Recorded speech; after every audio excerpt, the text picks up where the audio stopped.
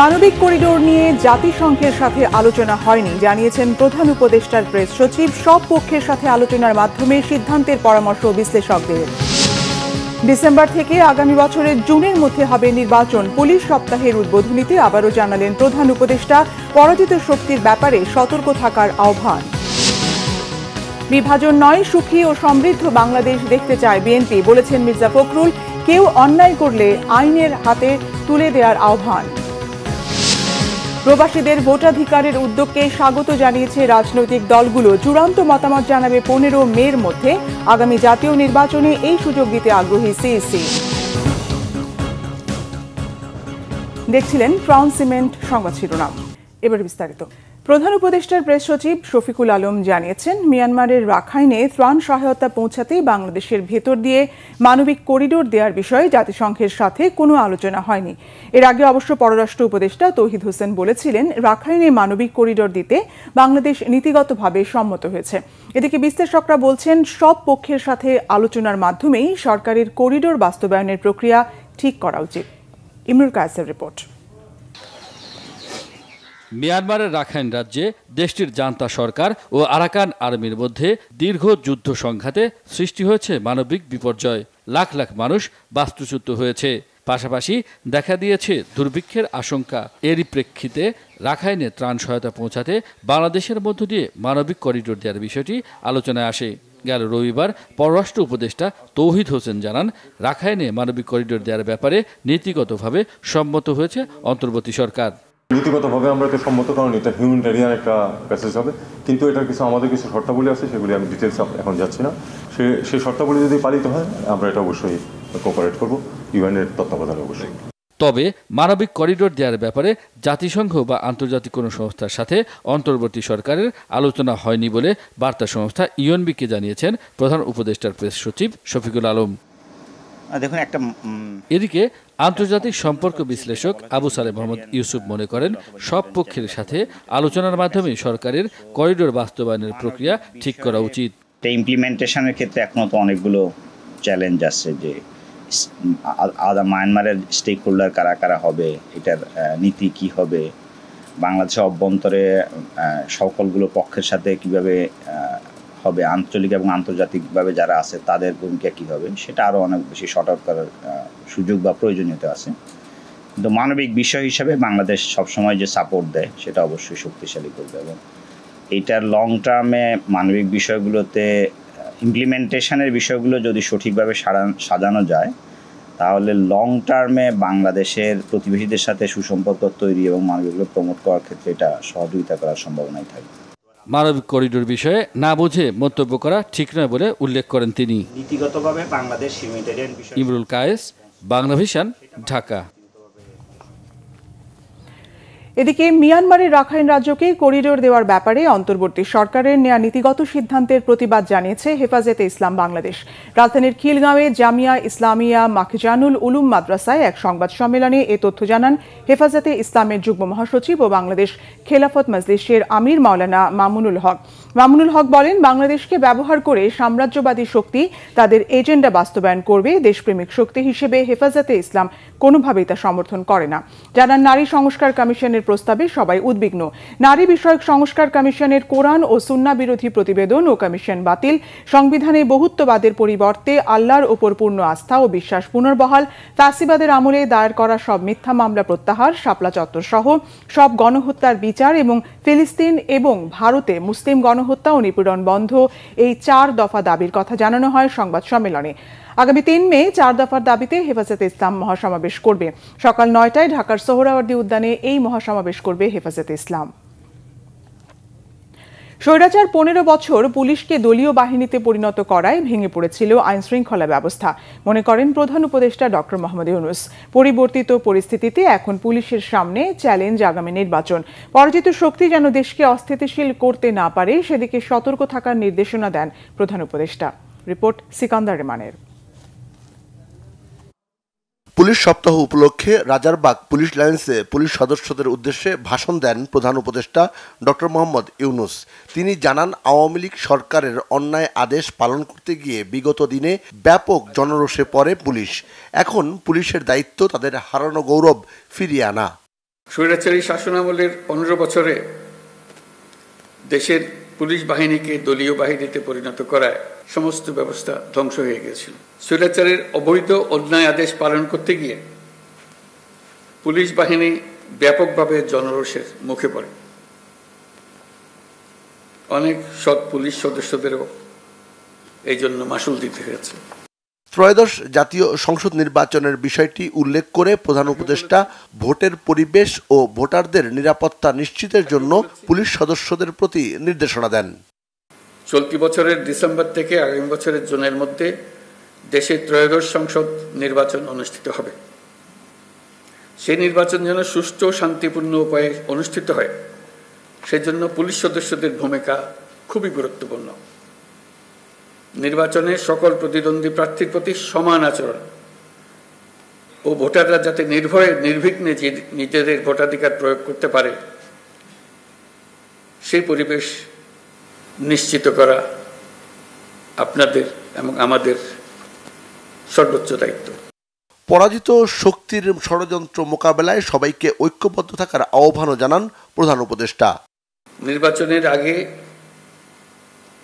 আগের সময়টা অনেক কঠিন সময়, আপনাদের সজাগ দৃষ্টি রাখতে হবে পরাজিত শক্তি যেন কোনোভাবেই দেশকে অস্থিতিশীল না করতে পারে।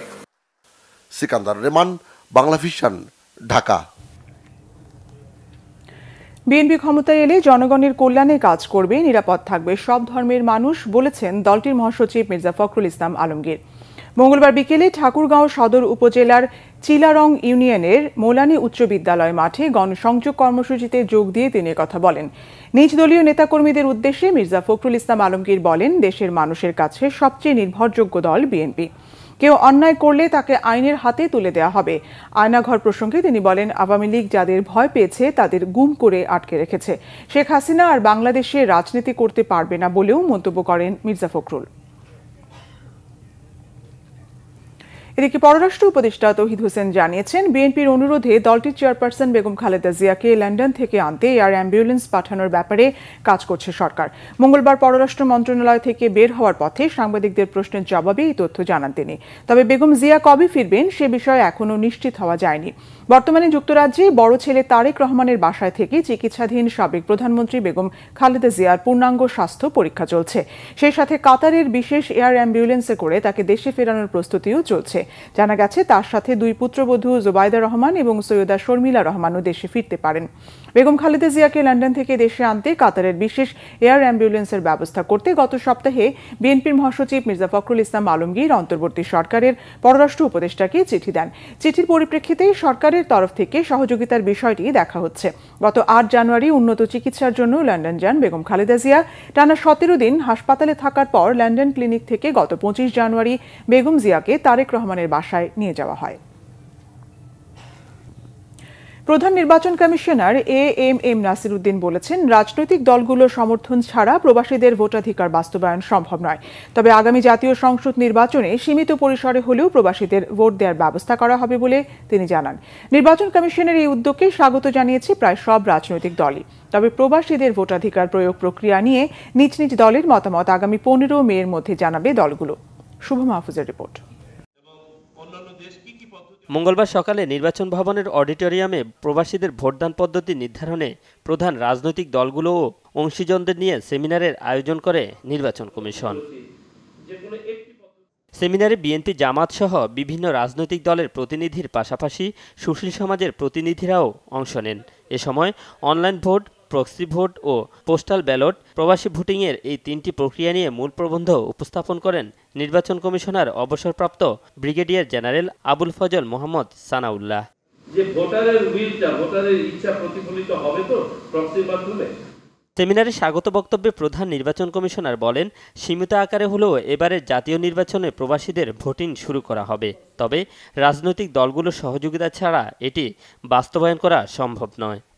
আমরা যখন দায়িত্ব নিই প্রথম থেকে আমরা ওয়াদা করেছিলাম যে অন্তত আমরা আউট অফ কান্ট্রি ভোটিংটা ইনিশিয়েট করবই এই নেক্সট ইলেকশনে। আমরা এটা আমাদের জাতির কাছে দেওয়া ওয়াদা। আমাদের মাননীয় প্রধান উপদেষ্টাও বিগত বছরের 16 ডিসেম্বরের তার বক্তৃতায় জাতির কাছে একই ওয়াদা করেছেন। সেমিনার থেকে বের হয়ে গণমাধ্যমের সাথে কথা বলেন রাজনৈতিক দলগুলোর প্রতিনিধিরা। এ সময় এক এক দল এক এক পদ্ধতির উপর নিজেদের মতামতের কথা জানান। পালিয়ে যাওয়া আওয়ামী লীগের কর্মী এবং নেতাদের রিহ্যাবিলিটেশনের প্রজেক্ট হিসেবে কাজ না করে এটা যাতে সত্যি সত্যি বিদেশে যারা ভোটার আছে এবং যারা বৈধভাবে গেছে এবং যাদের সম্পর্কে কোনো ধরনের মামলা বা অভিযোগ দেওয়ার পরে তারা পালিয়ে গেছে, এই ধরনের ব্যক্তিরা যাতে এই সুযোগটা না পায়। তিনটা পদ্ধতিরই সমস্যা রয়েছে এবং সমস্যার কথা চিন্তা করতে গেলে প্রবাসীদের ভোটিং রাইটস সেটি দেওয়া যাচ্ছে না। সুতরাং যেইটাতে ন্যূনতম সমস্যা রয়েছে, সবথেকে কম সমস্যা যেই সিস্টেমে থাকবে আমরা সেইটাকে গ্রহণ করে আমরা তাদের ভোটের অধিকার দিতে পারি। আমরা আমাদের আশঙ্কার কথা জানিয়েছি যে যদি প্রক্সি ভোটিং হয়, সেই প্রক্সি ভোটিংয়ের অনেকগুলা ড্রব্যাক আছে, অনেকগুলা ক্ষেত্র আছে যেই জায়গাগুলা রিস্কি হতে পারে আমাদের ডেমোক্রেটিক প্রসেসের জন্য। সেই জন্য আমরা জানিয়েছি যে এই বিষয়ে আমাদের রিজার্ভেশন আছে, রিজার্ভেশনগুলো আমরা আগামী 15 তারিখের মধ্যে লিখিতভাবে জানাবো। নির্বাচন কমিশনের এই উদ্যোগকে স্বাগত জানিয়েছে বিএনপি আর জামাতের নেতারাও। বিএনপির স্থায়ী কমিটির সদস্য নজরুল ইসলাম খান বলেন, প্রবাসীদের ভোটাধিকার প্রয়োগের প্রস্তাব 2012 সাল থেকেই দিয়ে আসছে বিএনপি। আর জামাতের প্রচার সম্পাদক মতিউর রহমান আকন্দ বলেন, এটি বাস্তবায়ন হলে সব বাংলাদেশি নাগরিক একসাথে ভোটাধিকার প্রয়োগের সুযোগ পাবে। 2014 সালের নির্বাচনেরও আগে নির্বাচন কমিশন আরপিও সংশোধনের একটা উদ্যোগ নিয়েছিল। তখন আমরা বিএনপির পক্ষ থেকে যে প্রস্তাবগুলি করেছিলাম, যেটা নিয়ে দেশনেত্রী বেগম খালেদা জিয়ার নেতৃত্বে আমরা নির্বাচন কমিশনে এসেছিলাম, সেখানেও আমরা প্রবাসী বাংলাদেশিদের জন্য ভোটের অধিকার আমরা দাবি করেছি। এবার প্রধান উপদেষ্টা জাতির উদ্দেশ্যে ভাষণে অঙ্গীকার করেছেন, নির্বাচন কমিশনারকে আশ্বস্ত করেছেন, জামাত ইসলামী তার দৃঢ় প্রত্যয় ব্যক্ত করেছে যে প্রবাসীদের ভোটার করতে হবে। আমরা আশা করি আগামী নির্বাচনে প্রবাসীরা ভোটাধিকার পাওয়ার মাধ্যমে বাংলাদেশে প্রত্যেকটি নাগরিকের যে নাগরিক অধিকার সেটা প্রতিষ্ঠিত হবে ইনশাআল্লাহ। নিজেদের তাৎক্ষণিক পরামর্শের পাশাপাশি আগামী 15 দিনের মধ্যে চূড়ান্ত মতামত দেওয়ার কথাও জানান দলগুলোর প্রতিনিধিরা। কারণ এক্সট্রাকে নমিনেশন। শুভ মাহফুজ, বাংলা ভিশন, ঢাকা। কেন্দ্রীয় সভাপতি বিপ্লবী ওয়ার্কার্স পার্টির সভাপতি সাইফুল হক জানিয়েছেন, বাংলাদেশের সাংবিধানিক নাম পরিবর্তনের ঘোর বিরোধী তার দল। আর জাতীয় ঐকমত্য কমিশনের সহসভাপতি অধ্যাপক ডক্টর আলী রিয়াজ বলেছেন, তারা এমন একটি সনদ তৈরি করতে চান যাতে কেউ আর ক্ষমতায় গিয়ে স্বৈরাচার হয়ে উঠতে না পারে। সকালে জাতীয় ঐকমত্য কমিশন বিপ্লবী ওয়ার্কার্স পার্টির সাথে সংস্কার নিয়ে মতবিনিময় করে। দলটির সভাপতি সাইফুল হক বলেন, জাতীয় নির্বাচনের আগে স্থানীয় নির্বাচনের আয়োজন করতে গেলে দেশে বিশৃঙ্খলা সৃষ্টির আশঙ্কা রয়েছে। উপযুক্ত সময়ে সংস্কারের জন্য উপযুক্ত কাজ শুরু করেছে সরকার। ঐকমত্যের প্রশ্নে বেশি রশি টানাটানি করলে ছিঁড়ে যাওয়ার আশঙ্কা রয়েছে।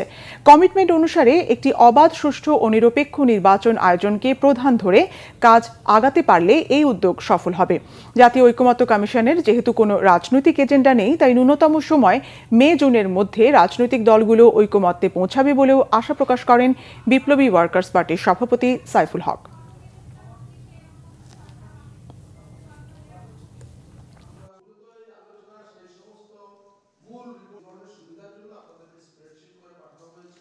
আমাদের লক্ষ্য এক, আমাদের উদ্দেশ্য এক।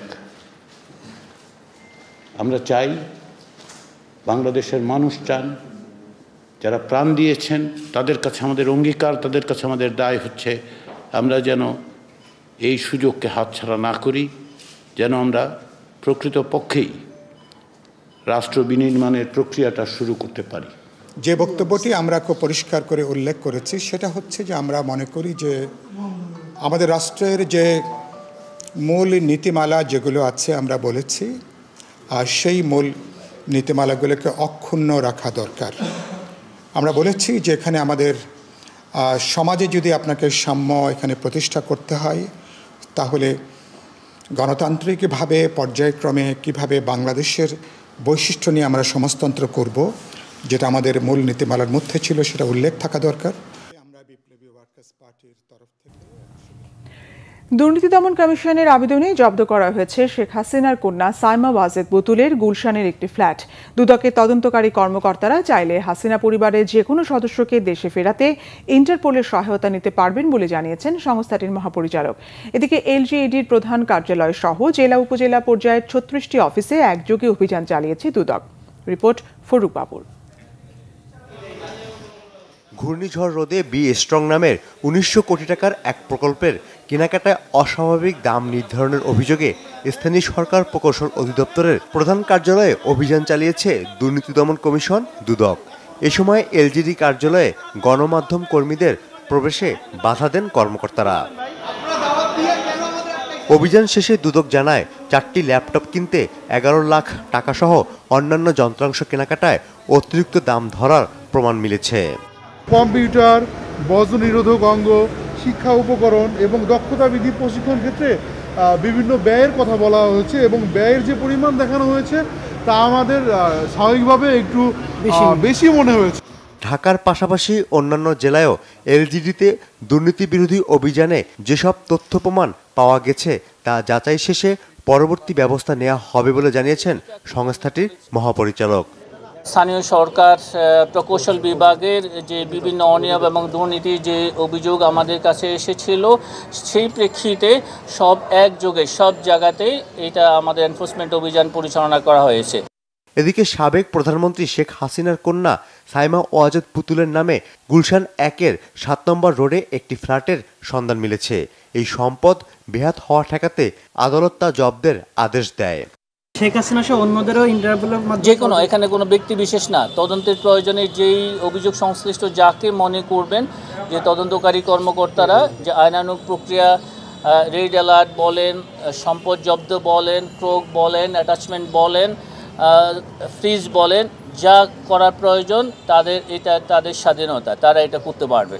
সাবেক মুক্তিযুদ্ধ মন্ত্রী আকম মোজাম্মেল হকের বিরুদ্ধে ১০ কোটিরও বেশি টাকার অবৈধ সম্পদ ও ৮ কোটি টাকা সন্দেহজনক লেনদেনের অভিযোগে মামলা করেছে দুদক। ফরুক বাবু, বাংলা ভিশন, ঢাকা। সরকারের আমলাতন্ত্র দক্ষতা ভিত্তিক সমাজ ব্যবস্থা গড়তে প্রতিবন্ধকতা সৃষ্টি করছে মন্তব্য করে সিপিডির সম্মানীয় ফেলো ডক্টর দেবপ্রিয় ভট্টাচার্য বলেছেন, দেশে বৈষম্য ও অবহেলার প্রকৃষ্ট উদাহরণ বাংলাদেশের কারিগরি ও বৃত্তিমূলক শিক্ষা। সিপিডির সম্মানীয় ফেলো ডক্টর মুস্তাফিজুর রহমানের মতে, ট্রাম্পের শুল্ক নীতি বাংলাদেশের চীনের বড় অঙ্কের বিনিয়োগ আসার সম্ভাবনা তৈরি করেছে। সিপিডির মিডিয়া ব্রিফিংয়ে এই কথা বলেন তারা। গোলাম মইনুল হাসানের রিপোর্ট।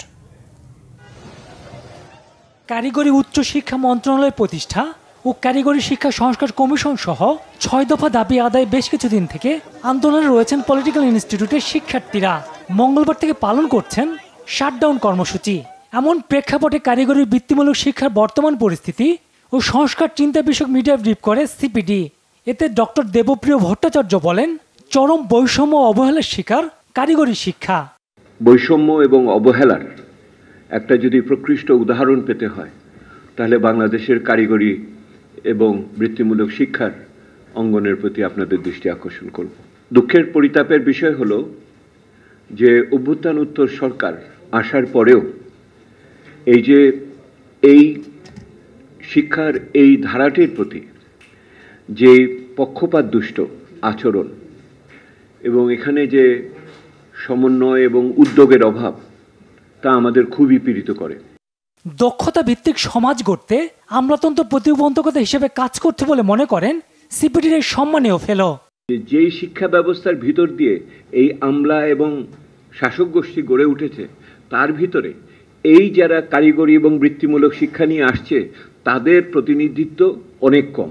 তারা কিন্তু সেই ক্ষমতার লড়াইয়ে আমার এই লোকগুলি বৃত্তিমূলক এবং কারিগরি শিক্ষার আমার শিক্ষার্থীরা যারা বেরোলো, তারা কিন্তু হেরে যাচ্ছে। ট্রাম্পের শুল্ক নীতি বাংলাদেশে বিনিয়োগে বড় সম্ভাবনা তৈরি করেছে বলে মনে করেন ডক্টর মোস্তাফিজুর রহমান। তো এখন যেটা আমি দেখি যে সম্ভাবনা সৃষ্টি হয়েছে, সেটা হলো যে চীন এখন তার ডাইভার্সিফাই করবে, আমাদের মতো দেশগুলোতে বিনিয়োগ করে তারপরে এখান থেকে মার্কিন যুক্তরাষ্ট্র এবং অন্যান্য দেশে সে রপ্তানি করতে চাইবে, যাতে অতিরিক্ত শুল্কটা দিতে না হয়। দেখবেন চীনের কিন্তু একটা বড় আগ্রহ এখন কিন্তু দেখাচ্ছে। শুধু দক্ষতা ভিত্তিক সমাজ নয়, কারিগরি শিক্ষা সমাজে উদ্যোক্তা তৈরি করতে সহায়ক বলে মনে করে সিপিটি। কিন্তু শিক্ষা গোলাম মইনুল হাসান, বাংলা ভিশন, ঢাকা।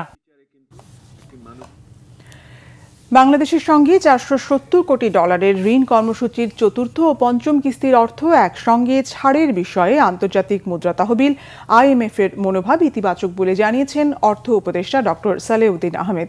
অর্থ উপদেষ্টা বলেন, IMF এর কাছ থেকে 1.2 বিলিয়ন বাজেট সাপোর্ট চেয়েছে বাংলাদেশ, এতেও সম্মতি দিয়েছে সংস্থাটি। সচিবালয়ে ক্রয় সংক্রান্ত মন্ত্রিসভা কমিটির বৈঠক শেষে এই তথ্য জানান তিনি। উপদেষ্টা বলেন, বিশ্বব্যাংক ও IMF এর অর্থ ছাড়াই বাংলাদেশ ভালো চলছে, তাই সব চাপিয়ে দেয়া শর্ত মেনে নিতে হবে এমন নয়। ট্রাম্পের নতুন শুল্ক নীতির বিষয়ে সালেউদ্দিন বলেন, মার্কিন প্রশাসনের নতুন শুল্ক আরোপের বিষয় নিয়ে এবারের যুক্তরাষ্ট্র সফর ইতিবাচক প্রভাব ফেলবে দুই দেশের বাণিজ্যে। এরই মধ্যে দেশটির সঙ্গে নতুন করে বিভিন্ন ক্ষেত্রে বাণিজ্য বাড়ানোর পরামর্শ দেওয়া হয়েছে। বলেন, এত বড় দেশের সঙ্গে বাণিজ্য নিয়ে তর্কে যাবে না বাংলাদেশ। জানান, 3 মাস পর শুল্ক আরোপের নতুন সিদ্ধান্তে যাবে ট্রাম্প প্রশাসন, সেই অনুযায়ী প্রস্তুতি নিচ্ছে বাংলাদেশ। ইজারা দেওয়ার দায়িত্ব যাদের, তারাই এবার গাবতলী পশুর হাটের ইজারা নিচ্ছে। আর এই অভিযোগ উঠেছে ঢাকা উত্তর সিটি কর্পোরেশনের বিরুদ্ধে। সর্বোচ্চ দরদাতাকে ইজারা না দিয়ে বেআইনিভাবে স্থানীয় লোকবল আর সিটি কর্পোরেশনের নামমাত্র কিছু কর্মী দিয়ে ঈদ পর্যন্ত খাজনা আদায়ের সিদ্ধান্ত নিয়েছে ডিএনসিসি। এতে সরাসরি বিপুল রাজস্ব আয় থেকে বঞ্চিত হচ্ছে সংস্থাটি। এম সেলিমের ক্যামেরায় বিস্তারিত থাকছে ফজলে রাব্বির রিপোর্টে। প্রতি বাংলা বছরের শুরুতেই গাবতলী স্থায়ী পশুর হাটটি ইজারা দেয় ঢাকা উত্তর সিটি কর্পোরেশন। 1 বছরের জন্য দেয়া এই ইজারার জন্য প্রায় 1 মাস আগে থেকেই কাজ শুরু করে সংস্থাটি। এবারও তার ব্যতিক্রম হয়নি। গেল 3 মার্চ ইজারায় অংশ নেওয়া 5টি প্রতিষ্ঠানের মধ্যে 22 কোটি 25 লাখ টাকায় সর্বোচ্চ দরদাতা নির্বাচিত হয় আরাত মোটরস। তবে দরপত্রটি কেন্দ্রীয় ক্রয় সংক্রান্ত ইউনিট সিপিটিউ এর ওয়েবসাইটে আপলোড না করার কারণ দেখিয়ে ইজারা আটকে দেন ডিএনসিসির প্রশাসক মোহাম্মদ এজাজ। তবে সরকারি হাটবাজার সংক্রান্ত নীতিমালা বলছে, প্রথম দফা টেন্ডারের ইজারাদার পাওয়া না গেলে আরও 2বার ডাকা যাবে টেন্ডার। এরপরও ইজারাদার পাওয়া না গেলে তখন কেবল খাস আদায় করতে পারে সিটি কর্পোরেশন। প্রশ্ন উঠছে, সকল নিয়মনীতির বিধ্বংগুলি দেখিয়ে কিভাবে হাট ইজারা নিল ঢাকা উত্তর সিটি কর্পোরেশন? এমন প্রশ্ন করতেই ডিএনসিসির প্রশাসক জবাব দিলেন অধিক রাজস্ব আদায়ের। দরপত্রের নিয়ম, সেই নিয়ম না মেনে দরপত্রের প্রসিডিং করা হয়েছিল দেখে সেটাকে বন্ধ করা হয়েছে। আইনগতভাবে হয় নাই এই কারণে। সুতরাং দরপত্র আমাদের ওয়েবসাইটে দেওয়ার কথা ছিল, অন্যান্যরা যারা জানবে সকলকে জানার, এগুলো সব মেনটেন করা হয় নাই। যেই কারণেই এই দরপত্রটাই আমরা ক্যান্সেল করতে বাধ্য হয়েছি। এবং আমরা সিটি কর্পোরেশন আশা করি, যেহেতু নিজেরা খাস কালেকশন করছি, এখন তার কাউকে দিয়ে করাচ্ছি না, আমরা এর হাট চালাবো এবং এটা আইনে আছে। সুতরাং আইনসিদ্ধভাবে আমরা হাট চালাবো। দরপত্রতে যে পরিমাণ টাকা মানে উঠে এসেছে, আমরা তার চেয়ে বেশি টাকা কালেকশন করতে পারবো। আসলেই কি অধিক রাজস্ব আদায় হচ্ছে ডিএনসিসির? বাংলা ভিশনের হাতে আসা বেশ কিছু ডকুমেন্টস পর্যালোচনা করে দেখা যায়, ইজারায় অংশ নেওয়া সর্বোচ্চ দরদাতা প্রতিষ্ঠানের দেয়া 1 বছরের শিডিউল ক্রয়, প্রস্তাবিত দর, ভ্যাট, আয়কর বাবদ বছরে মোট 29 কোটি টাকা আয় হতো সরকারের, যা গড়ে প্রতিদিন প্রায় 8 লাখ টাকার কাছাকাছি। কিন্তু গত 15 থেকে 20 এপ্রিল পর্যন্ত গাবতলী হাট থেকে মাত্র 5 লাখ টাকা আদায় হয়েছে। এতে 6 দিনেই 40 লাখ টাকার রাজস্ব হারিয়েছে সিটি কর্পোরেশন। কেমন টাকা? একদিন বলতে একবেলা করছি, তো তখন মানে 55,000 না কত টাকা করছি, তাতে আমার এখন খেয়াল নাই। এত কিছুর পরও ঠিক কোন ক্ষমতা বলে হাট ইজারা দিচ্ছে না ঢাকা উত্তর সিটি কর্পোরেশন? খোঁজ নিয়ে জানা গেছে, তৃতীয় দরদাতা প্রতিষ্ঠানকে বিশেষ সুবিধা দিয়ে খাজনা আদায় করছে ডিএনসিসি। সর্বোচ্চ দরদাতা প্রতিষ্ঠান হয়েও কাজ না পাওয়ায় নিজের ক্ষোভ প্রকাশ করেন আরাত মোটরস। এটা যে কী কারণে আমরা পাচ্ছি না, এটাও ওনারা আমাদের জানায় নেই। তো আমরা বিভিন্ন নিউজের মাধ্যমে জানতে পেরেছি যে এটা ওনারা একটা এক্সকিউজ দিয়েছে যে ওয়েবসাইটে দেওয়া হয়নি টেন্ডারের ওনাদের, এটার জন্য ওনারা এই টেন্ডারটা বাতিল করেছে, এরকম একটা আমরা জানতে পেরেছি। তো পূর্বের মানে এত বছরে তো এরকম কখনো হয় নাই। গত কয়েক বছরে যারা ফার্স্ট বিডার ছিল ওরাই পেয়েছে। আর এটা যদি ওনারা মনে করে যে এবার এটা মিস্টেক ছিল, ওনারা আরও 2বার এটা টেন্ডার করতে পারে। আরও 2বার, এটা তো আমি যতটুকু জানি 3বার আপনি টেন্ডার করে, যে একবার না হয় দ্বিতীয়বার না হয় তৃতীয়বার উনি, কিন্তু ওনারা এখন যেটা করতেছে এটা পুরোটাই ওনাদের ক্ষমতা দেখেই করতেছে। সর্বোচ্চ দরদাতা হয়েও ইজারা না পাওয়ায় আইনের আশ্রয় নেওয়ার কথা জানিয়েছে প্রতিষ্ঠানটির কর্ণধার। ফজলে রাব্বি, বাংলা ভিশন, ঢাকা। দেশের সব পলিটেকনিক ইনস্টিটিউটে একসাথে শাটডাউন কর্মসূচি পালন শুরু করেছে কারিগরি ছাত্র আন্দোলন। মঙ্গলবার সকালে ঢাকা পলিটেকনিক ইনস্টিটিউটে তালা লাগিয়ে আন্দোলন শুরু করেন শিক্ষার্থীরা। 6 দফা দাবি বাস্তবায়নের লক্ষ্যে রূপরেখা প্রণয়ন না করা পর্যন্ত এই কর্মসূচি চলবেই জানিয়েছেন শিক্ষার্থীরা। জনদুর্ভোগ সৃষ্টিকারী কর্মসূচি না দেওয়ার ঘোষণাও তাদের, জানাচ্ছেন জিয়া খান। আবারও আন্দোলনে কারিগরি শিক্ষার্থীরা। মঙ্গলবার সকালে ঢাকা পলিটেকনিক ইনস্টিটিউটের ক্লাসরুম তালা লাগিয়ে দেয় আন্দোলনকারীরা। 6 দফা দাবির দ্রুত বাস্তবায়ন চান তারা। এরপর সংবাদ সম্মেলন করেন শিক্ষার্থীরা। 6 দফা দাবি বাস্তবায়ন কমিটি গঠন হলেও আবারও কেন আন্দোলনে, সে প্রশ্নের উত্তর দেন তারা। 6টা দফা কিন্তু কারিগরি মাদ্রাসা শিক্ষা বিভাগের অন্তর্ভুক্ত না। এখানে কিছু কিছু দফা আছে সেটা সরাসরি প্রধান উপদেষ্টা বরাবর যাবে, কিছু দফা আছে যেগুলো সরাসরি শিক্ষা উপদেষ্টা বরাবর যাবে। তো সেই দফাগুলো নিয়ে কিন্তু আমাদের কাজ হচ্ছে না, এবং কমিটি লাস্ট রূপরেখা যখন প্রণয়ন করবে 21 দিন আর 15 দিন আছে, তখন কিন্তু আমরা এই দফাগুলোর বাস্তবায়িত রূপ দেখতে পাবো না। তো আমাদের যে কয়দিন ক্যাম্পাস শাটডাউন থাকবে, এই কয়দিনের মধ্যে আমাদের সরকার কর্তৃপক্ষের কাছে আন্তরিকভাবে অনুরোধ থাকবে, সেটা হচ্ছে কারিগরি সংস্কার কমিশন দ্রুত থেকে দ্রুত সময় বাস্তবায়ন করা হোক। দাবি বাস্তবায়নের রূপরেখা প্রণয়ন না করা পর্যন্ত নতুন কর্মসূচি শান্তিপূর্ণ উপায়ে চালিয়ে যাবার ঘোষণা তাদের। আমাদের দফা দাবি বাস্তবায়নের রূপরেখা প্রণয়ন না হওয়া পর্যন্ত সারা বাংলাদেশের সকল ইনস্টিটিউট একযোগে এভাবেই শাটডাউন থাকবে। একাডেমিক ভবন, প্রশাসনিক ভবন সহ সকল প্রকার কার্যক্রম ক্যাম্পাসে বন্ধ থাকবে। আমরা কোনো অবরোধ, কোনো জনদুর্ভোগ সৃষ্টিকারী কোনো কর্মকাণ্ডে আমরা যাব না। 6 দফার অন্তত মূল দাবিগুলোর দ্রুত বাস্তবায়ন চান তারা। জুনিয়র ইন্সট্রাক্টর পদে কাপ ইন্সট্রাক্টরদের যে অবৈধ পদোন্নতি রায় আছে সেটা বাতিল করতে হবে। যারা এই মামলার সাথে জড়িত তাদের বিভাগীয় তদন্তের ব্যবস্থা করতে হবে। বোর্ড কেন্দ্রিক যে বিষয়গুলো রয়েছে, যে কোনো বয়সে আমাদের কারিগরি সেক্টরে ভর্তি হতে পারতেছে, আমাদের কারিকুলাম আন্তর্জাতিক মানের হচ্ছে না, এই সকল বিষয় আমরা ইমার্জেন্সি মনে করতেছি। এছাড়াও আমাদের উচ্চশিক্ষার সুযোগ হচ্ছে না, যেটা আমরা 6 নম্বর দাবিতে বলেছি। 6 দফা দাবিতে 16 এপ্রিল থেকে কর্মসূচি পালন করতে শুরু করেন দেশের পলিটেকনিক ইনস্টিটিউটের শিক্ষার্থীরা। 22 এপ্রিল দাবি বাস্তবায়নে কমিটি গঠন করলে আন্দোলন থেকে সরে এলেও মঙ্গলবার ফের মাঠে নামেন তারা। জিয়া খান, বাংলা ভিশন, ঢাকা।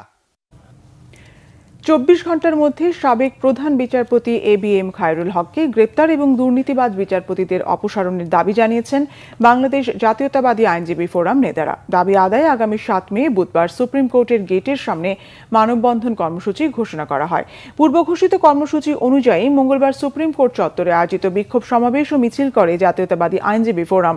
সমাবেশে ফোরামের সভাপতি অ্যাডভোকেট জয়নুল আবেদিন বলেন, মামলা থাকার পরও আইন ও স্বরাষ্ট্র মন্ত্রণালয় এখনও সাবেক প্রধান বিচারপতি ABM খায়রুল হককে গ্রেপ্তারে কোনো উদ্যোগ না নেওয়ায় আইনজীবী সমাজ হতাশ ও ক্ষুব্ধ।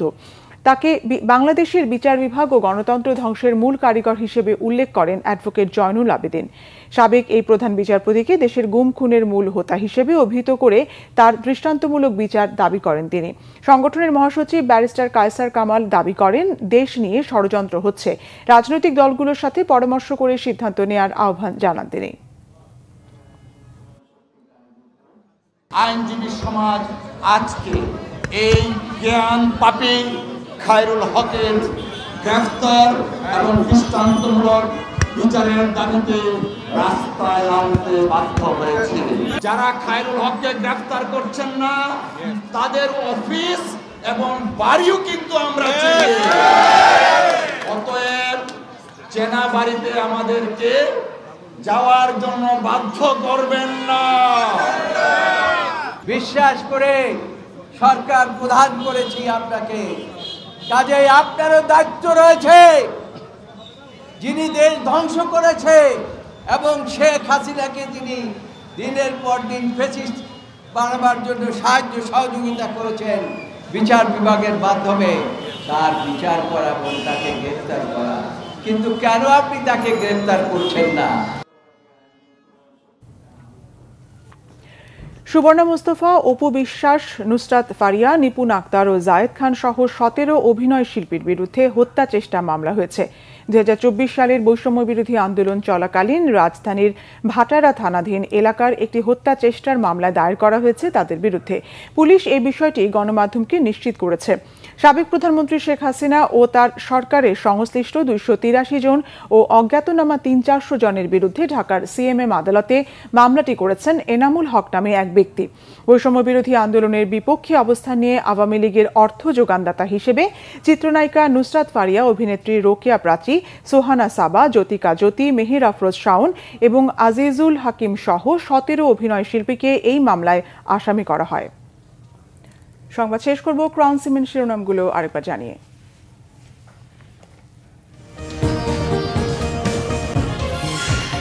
মানবিক করিডোর নিয়ে জাতিসংঘের সাথে আলোচনা হয়নি জানিয়েছেন প্রধান উপদেষ্টার প্রেস সচিব। সব পক্ষের সাথে আলোচনার মাধ্যমে সিদ্ধান্তের পরামর্শ বিশ্লেষকদের। ডিসেম্বর থেকে আগামী বছরের জুনের মধ্যে হবে নির্বাচন। পুলিশ সপ্তাহের উদ্বোধনীতে আবারও জানালেন প্রধান উপদেষ্টা। পরাজিত শক্তির ব্যাপারে সতর্ক থাকার আহ্বান। বিভাজন নয়, সুখী ও সমৃদ্ধ বাংলাদেশ দেখতে চায় বিএনপি, বলেছেন মির্জা ফখরুল। কেউ অন্যায় করলে আইনের হাতে তুলে দেওয়ার আহ্বান। প্রবাসীদের ভোটাধিকারের উদ্যোগকে স্বাগত জানিয়েছে রাজনৈতিক দলগুলো। চূড়ান্ত মতামত জানাবে 15 মের মধ্যে। আগামী জাতীয় নির্বাচনে এই সুযোগ দিতে আগ্রহী সিইসি।